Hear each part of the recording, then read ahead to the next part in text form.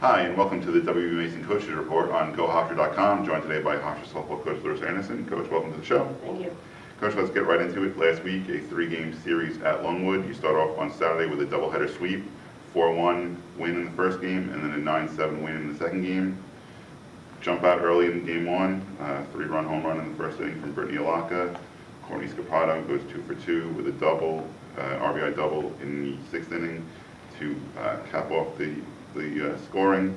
Then in the second game, you trail early and have to battle back. You get a big three-run home run from Megan Paterno, a two-run double from Brittany Alaka.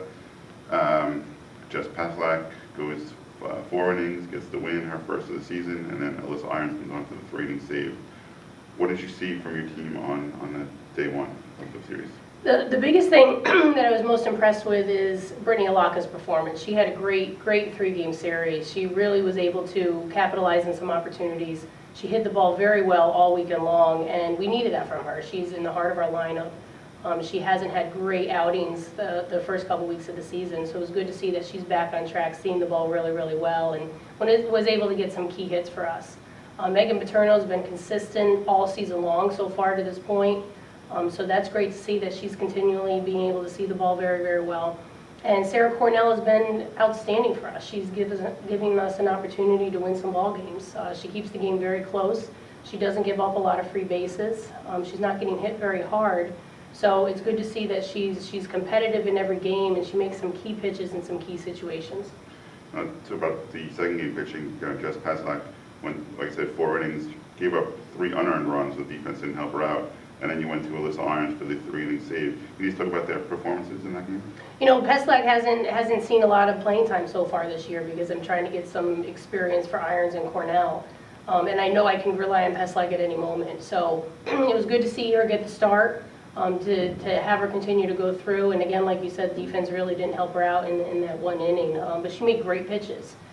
She's not getting hit very hard when she is being put into the game. And with Irons coming in to close out the game, it was putting her in a situation to experience something that she hasn't experienced yet at this point in time. I got to rely on all 3 pitchers, so putting Irons in that relief role to be able to come in, to be able to shut them down, to roll out some ground balls when we need them. She really did a great job doing that.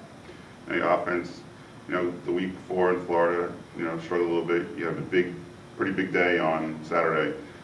What is it that you saw from the offense on Saturday that you didn't see previously? The biggest thing with us is we need to control the strike zone. We need to be able to swing at good pitches. And we've been a little inconsistent in wanting to hit so bad that we're chasing the ball out of the zone, which you'll see the inconsistency within our offense.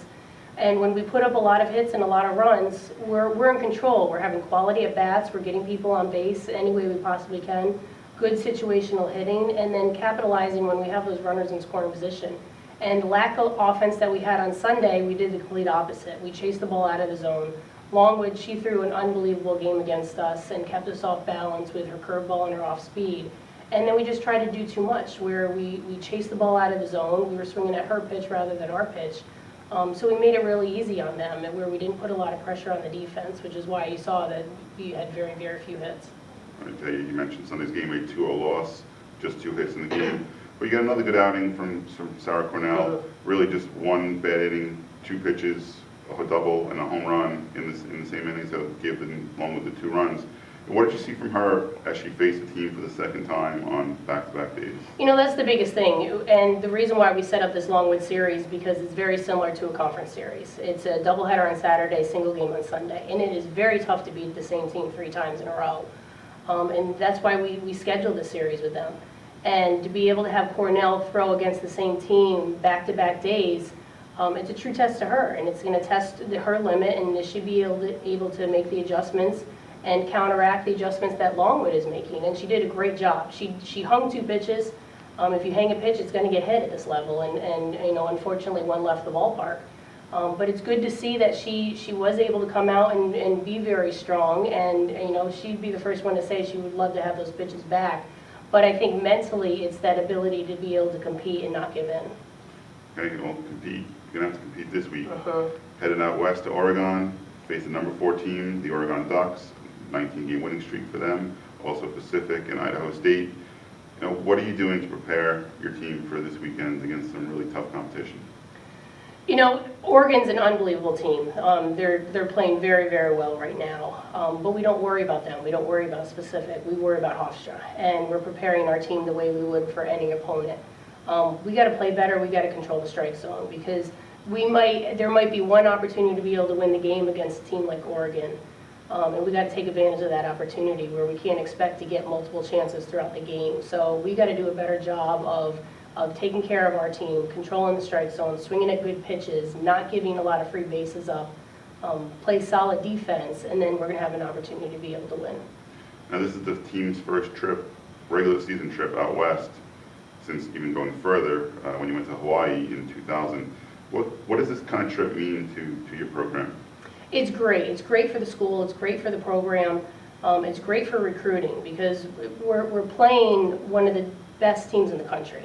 You know, to be able to play in their ballpark. They have an unbelievable facility, one of the nicest in the country. So getting our players an opportunity to play in that type of facility, it's going to be an NCAA regional atmosphere, which is what our first-year players need to experience. They need to experience what it's like playing one of those big venues with the pressure, with the lights on, and playing against a top-level competition like Oregon.